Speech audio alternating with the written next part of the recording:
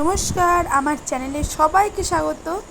আজকে বানাচ্ছি আমরা কুমড়ো পাতা দিয়ে চিংড়ি ভাপা। আপনারা ভিডিওটা স্কিপ না করে প্রথম থেকে শেষ অবধি অবশ্যই দেখবেন। তো চলুন শুরু করা যাক আজকের ভিডিওটি। যদিও বেশি বড় চিংড়ি পাইনি, মাঝারি মাপের চিংড়ি নিয়েছি এই যে।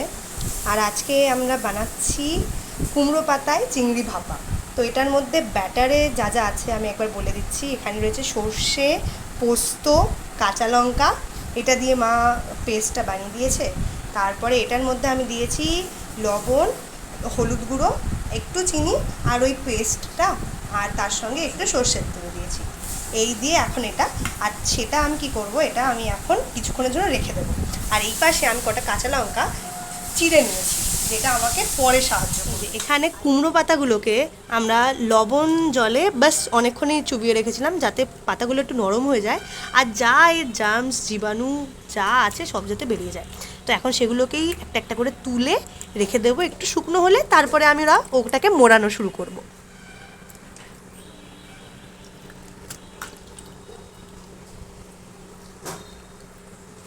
পেস্টটা বানানোর সময় একটা জিনিস খুবই মনে রাখতে হবে, যাতে পেস্টটা কিন্তু কম যাতে জল জলে হয়, কারণ যদি বেশি জল জলে হয়ে যায় তাহলে সেটা কিন্তু পরে মুড়তে আমাদেরকে খুবই প্রবলেম ক্রিয়েট করবে। এবার আমরা কি করব, এবার হচ্ছে পাতাটাকে মুড়বো।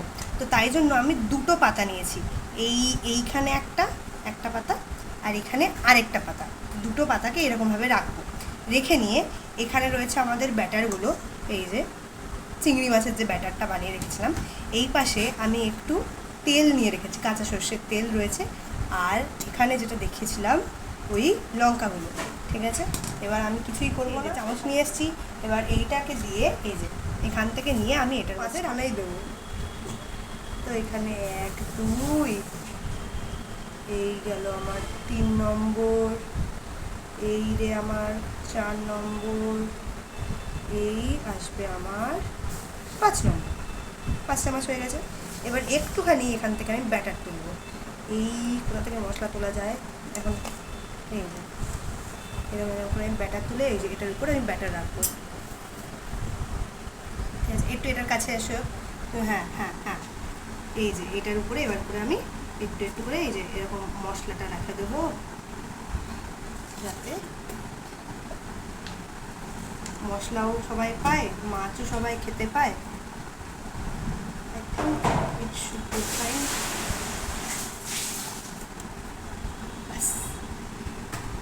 আর একটু মশলা দেবো নাকি? ঠিকই আছে, সব কটাই দিবি তো? হ্যাঁ, ওকে। এবার এখান থেকে আমি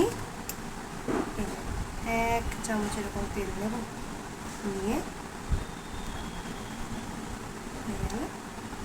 ব্যাস এখান থেকে দুটো কাঁচা লঙ্কা এরকম ছিঁড়ে এই যে এখানে আর এই যে এখানে। ওকে, এবার এটাকে আমাকে মুড়তে হবে, যেটা হচ্ছে জীবনের সবথেকে কঠিন কাজ। এটা কীরমভাবে মুড়িয়ে এবার দেখা যাক। এই দিলাম, এই দিলাম, তারপরে আমি এই দিলাম, তারপরে আমি এই দিলাম। এখান দিয়ে কিছু একটা বেরোনোর চেষ্টা করছে। এই হলো আমার মোটামুটি একটা ইয়ে, ব্যাস এই হচ্ছে একটা আমার।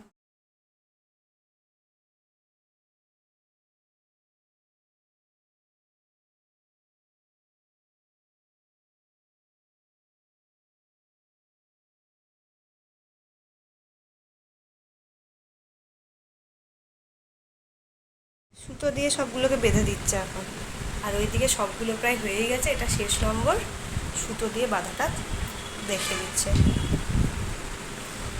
সুতো দিয়ে বাঁধলে সেফ, আর বেরোবে না, ফাটবে না।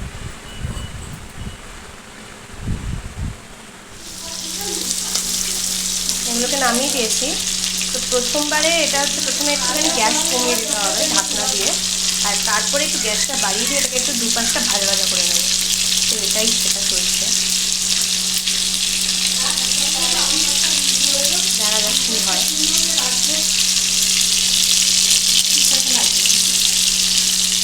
তো বন্ধুরা, আমাদের রেসিপিটা তৈরি হয়ে গেছে। এই রেসিপিটার নাম কুমড়ো পাতা দিয়ে চিংড়ি মাছ ভাপা।